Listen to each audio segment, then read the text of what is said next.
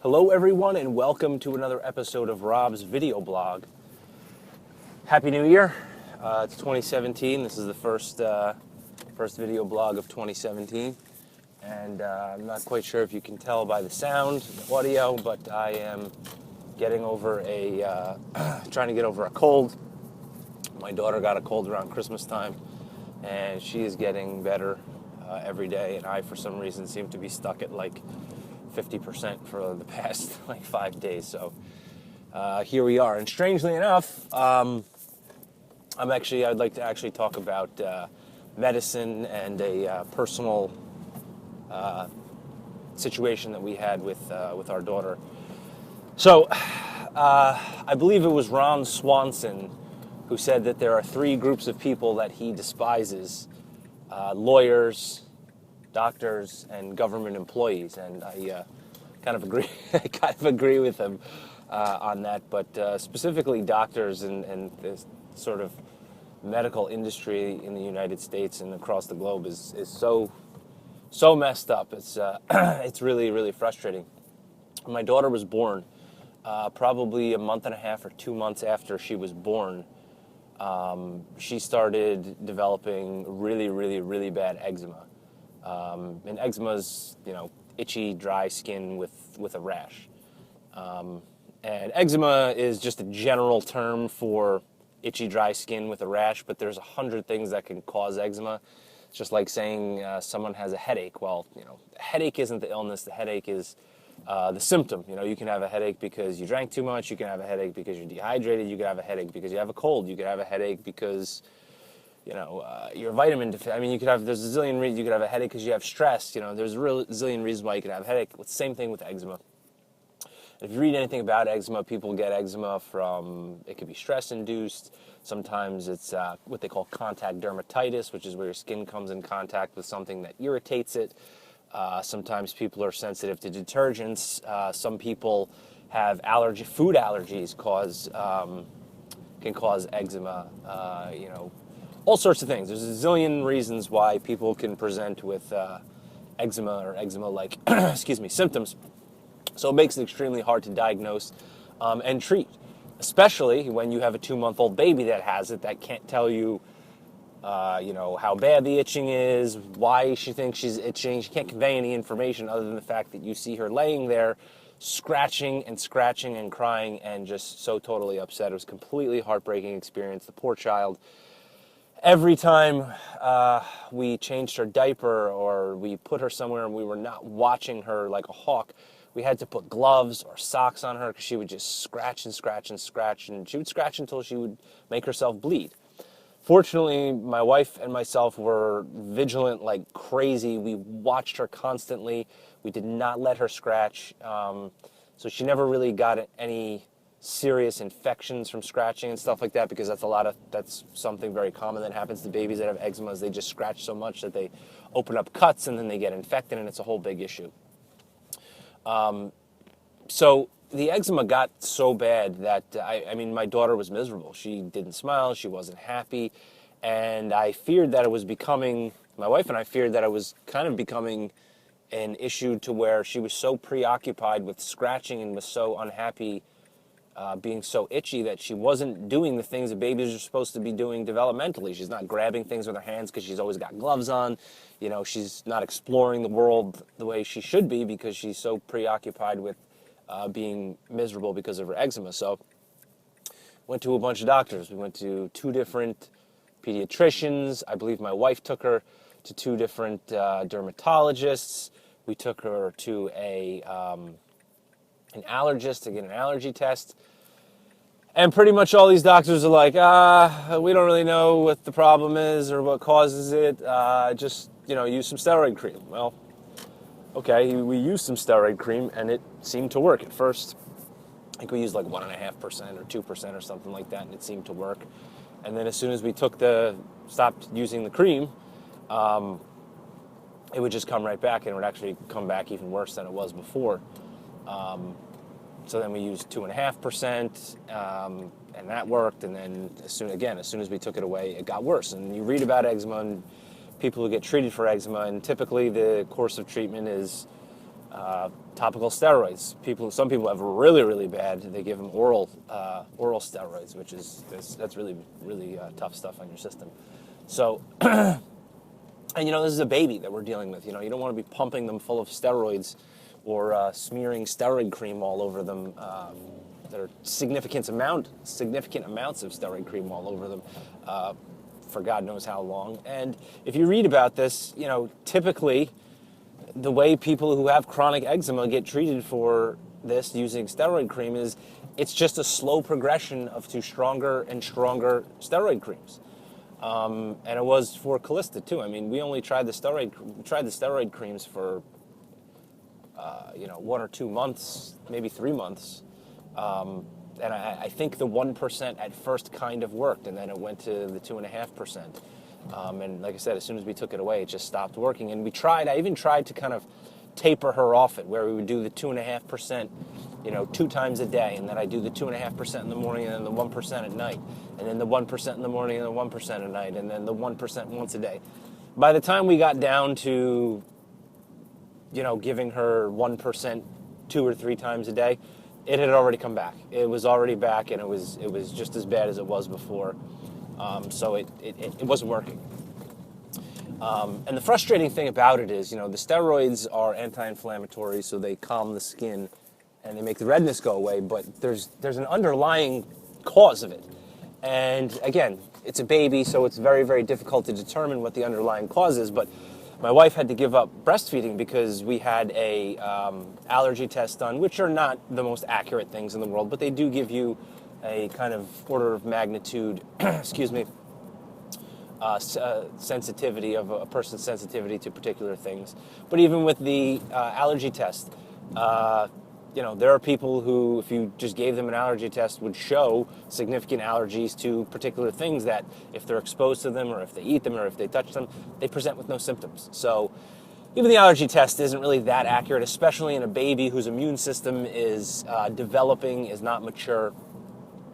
But as a precautionary measure, my wife actually went on a super duper extreme diet. She cut out soy, she cut out dairy, she cut out tree nuts, she cut out fish. She cut out like everything. All she was eating was like chicken and like unobjectionable vegetables like broccoli and stuff like that. She did that for weeks, and Callista's eczema my daughter's eczema was just as bad. So it didn't really help. It was kind of crappy that my wife had to give up breastfeeding. It was really tough on her, but so that didn't seem to help.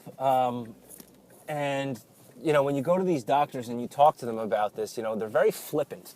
The thing about it that bothers me the most is they're very flippant, and they just kind of, oh well, it's baby eczema. She'll probably grow out of it within a year or two. Don't worry about it. It's like, dude, you have these people obviously have never had a child with really bad eczema, because telling someone that they will grow out of it, and maybe they will, but not giving them any sort of help, not showing any level of compassion or sympathy or empathy whatsoever. These doctors were just like, oh, I see it all. Yeah, and the scary part about it is these are dermatologists and allergists and pediatricians who say, and they say this, quote, I see this all the time. It's just baby eczema. It'll go away in a year or two. It's like, okay, well, for that year or two, in the meantime, what do I do? Am I just going to keep coming back to you where you're going to give me stronger and stronger and stronger steroids, and you're so scared for me to use them that you tell me don't put them on their armpits, don't put them on their eyelids, don't put them by their private parts, don't put them here, don't put them there, they might get thin skin, all this kind of stuff. I mean, that's no solution. So on top of not providing any sort of empathy, this is not really a solution to these people. So at some point, fortunately, my sister-in-law came across a Facebook page put together and administered by a number of mothers or parents of children who had been treated by this doctor, Dr. Richard Aron. And he is a pediatric dermatologist, and I believe he treated people in the United Kingdom, and now his practices in Cape Town, South Africa. And we went on this Facebook page, and there's just thousands and thousands and thousands and thousands of parents and people on there who have been treated by Dr. Aron who have had phenomenal results. And it's really, really helpful. It's really amazing the amount of people that are on the Facebook page and other community forums that talk about Dr. Aron and the work that he's done to help them either with their eczema personally or mostly with their kids and their children's eczema. And when I tell you, Callista's eczema was bad, I mean, she was head to toe red and scratching everywhere. But my God, you see some of these photos of these other kids, and it is truly, truly heartbreaking. I mean, it is absolutely awful. Some of these kids are, I don't even want to get into it, but it's really, really awful. So we came across Dr. Aron's Facebook page, and my wife said, you got to look into this. And at this point, my wife was completely demoralized. She's like, whatever, this isn't going to work. And I started looking into it, and basically, Dr. Aron has found, and I don't know, this might be common knowledge for doctors, but his theory is that when you sample skin cells from people who have eczema, they have significant levels of staph bacteria on their skin. And the staph bacteria actually secretes a toxin that is what causes your skin to become itchy. So his whole thing is you have to treat the staph infection to get rid of the eczema symptoms, to get rid of the red bumps, the itching, the burning, that sort of thing. So basically what he does is he takes a mild to moderate level steroid and he dilutes it in a hypoallergenic cream, in our case, like Vanicream. And I think in Europe it's like Diprobase or something like that. But basically that's what he does, is he takes a mild or moderate level steroid and he dilutes it many times, 10 to 1, 20 to 1, something like that, depending on what it is. And you apply that to to the areas that are affected by the eczema. And his treatment is, a tapered treatment that, you start with it, 3 times a day or 4 times a day, whatever it is. And then, after a week or two, you go down to 3 times a day, and then 2 times a day, and then once a day, and then once every other day, and that sort of thing. And the difference between that and just treating with regular steroids is that, the regular steroids are just treating the symptoms. They're not treating the underlying cause of staph infection. Now, a little bit of research that I have done personally, I've seen other studies that have been done in similar treatment fashions where they've used topical steroids and antibiotics mixed together, and the results that they got were significantly better than just using steroids by themselves. Now, they didn't do a sort of tapering regime like Dr. Aron will prescribe or recommend, but the point is that there was other research outside of what Dr. Aron was doing that confirmed that, yes, it's significantly more effective to use a topical antibiotic cream along with, a topical steroid. So, so we paid a couple $100. It's a couple $100 to get a consultation with him. He does it via email. Fortunately, we spoke to our pediatrician and said, hey, we're gonna consult with this guy in South Africa. In my opinion, he's probably the best pediatric dermatologist out there. Guy's been doing it for like 40 years or something ridiculous like that. He's a pretty old dude. And she said, yeah, get the prescription and I'll write it for you. So, we had our consultation. We sent him our pictures. He sent us an email back with what we should do. We got the prescription filled and we used it, and it worked really, really well. And it's amazing how well it worked initially. And then you say, well, Rob, you're just putting steroid cream on your daughter again. Well, yes and no. We are putting steroid cream on her again. However, again, the amount that the steroid cream is diluted is crazy. It's very, very diluted as compared to just applying steroid cream directly to the child. And the amount, my wife puts like a little tiny dab on her fingertip and applies it all over wherever it needs to be applied. It's almost like you barely even put it on. We got a little pot like this big, little jar this big of it. It's taken us like 6 months. I don't even know if she's gone through the whole thing yet. It's taken us a really, really long time to go through it. And the reason why I know that it's working significantly better is when my daughter, when we first started treating my daughter for, I think we were doing it 3 times a day or 4 times a day or something like that. Within a month or two, maybe 2 months, we were already down to like twice a day or once a day. And at this point, it's like every second or third day that she gets the cream if she needs it. So unlike regular sort of habitual steroid treatment for eczema, which typically results in an escalation of the use of steroids, which a year or two down the road, you could be on some pretty awful stuff. This is the exact opposite direction, so that you know that you're slowly curing the underlying cause of the eczema, which is what Dr. Aron believes is a staph infection, and which is what I've also found in other independent research. So, I mean, his medical techniques, his diagnosis, I think, is pretty accurate for the most part. His method of treatment, I think, is a pretty reasonable method of treatment. It's the only method of treatment that's been offered by any doctor to us that actually works, that actually kind of makes sense to treat the underlying cause. And it's just pretty fantastic. I would highly recommend that anybody who has children or babies or even themselves, if you've got bad eczema, that other treatments, abstaining from particular types of food, using oatmeal baths. I mean, we tried everything. You name it. Coconut oil and olive oil and exfoliants and salt baths and bleach baths and oatmeal cream and all these. I mean, we tried freaking everything. I mean, when you have a child that's got really bad eczema, I mean, it's just heartbreaking, and you'll do anything to get it to work. So this was the only thing that worked, and it worked phenomenally well.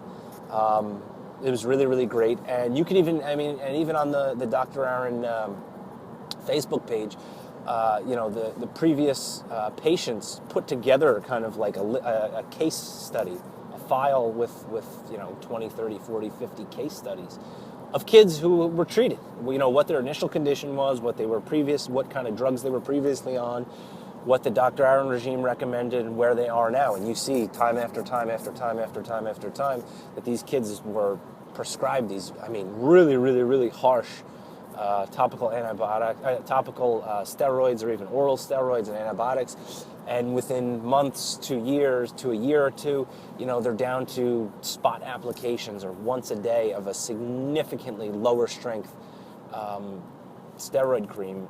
So, he's legit. It's his thing works for us. It works for a lot of the people on the Facebook page. It's pretty amazing, and that kind of speaks volumes to it too.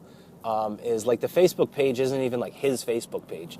It's a Facebook page created by, and I believe his wife is an administrator on the web page, and she posts stuff on there. But he didn't even create the Facebook page, I don't believe. I believe that it was just so many parents had such positive experiences with him, and they were so desperate, like my wife and I were, that they just wanted to get the word out there to other parents, to other people, to say, hey, listen, there is an option that will help, that will work, that is significantly safer and better for your kids than what the doctors, at least in the States, are prescribing or not even trying to prescribe. And one of the wonderful things about it too is Dr. Aron has come to the United States. I believe he was at some kind of symposium in Chicago, and there's a doctor in Chicago. I believe there's also a couple doctors in New York City now who are implementing his sort of treatment regime. And this stuff is not like way out in left field. Back in the day, dermatologists used to compound creams all the time. They used to mix medications and stuff like that in topical creams all the time to treat various forms of skin conditions. And it's just like nowadays, the whole medical field is not like, hey, this person's got a problem, how do we solve it? Let's use all the tools. It's just like, we've seen it before, this is what it is. We've seen it before, this is not what it is. You're just going to have to deal with it. It's really not helpful. So he's been trying to spread the word. I think he's done a number of presentations across the globe to try and spread this information, so that, the guy's treating thousands, if not tens of thousands of patients over the internet. He's got a waiting period to get in and all this kind of stuff, because there's just so many people who are suffering with this condition. And I got to be honest, if you're a dermatologist out there watching this and you get tens or hundreds of patients that come into your office every year with this horrible, horrible condition, and you really can't offer them anything helpful or useful, you're not doing your job. I mean, or at least you should be looking into and researching, what's the latest on this? What's the latest on that? Because, as a dermatologist, that's your job, right? To treat people's skin. If people come in all the time and you just say, I see this all the time, it's atopic eczema, or it's eczema, here's some steroid cream, and you just keep prescribing stronger and stronger steroid cream. You're just a medicine dispenser. You're not really doing your job, and in my opinion, you're shirking your duty. So, and that's the wonderful thing too, is Dr. Aron has put together as I understand it, a handbook for how to diagnose and how to treat, and all the information in there. So if you live somewhere and you can convince your doctor, hey, listen, he will send you over the manual so that you can treat my child. I mean, this stuff is not rocket science. If you're a pediatrician or a general practitioner, you can read his manual and have, I think, a pretty reasonable level of confidence that what you're going to prescribe to somebody is fairly safe. I mean, you're just talking about topical steroid creams that doctors are prescribing anyway, and it's just mixed with a topical antibiotic. I mean, none of this stuff is really super dangerous. That if you're a doctor or you can convince your doctor, I mean, what do you have to lose? Give it a shot, see if it works. Worked for us. It's worked for so many other people. So it's pretty amazing. If you know anybody out there, if you or anybody especially children, are suffering with eczema, please check out the Dr. Aron website. I think if you just Google Dr. Richard Aron, again, he practices in Cape Town, excuse me, South Africa, but you can get internet consultations via email, and he will send you a prescription that you then do need to get filled by your own doctor, to get your own doctor to write it, because I believe he is part of the British National Health, whatever it is, the NHS. So I don't think he can't prescribe drugs in the United States or other countries, only in the United Kingdom and South Africa and stuff like that. So, but yeah, it's like $250. You get like a couple consultations with the guy. Send him pictures. He gives you the information. Really, really helpful. I to be honest, the guy is so overloaded with patients, and he's got waiting periods because there's so many people suffering with it.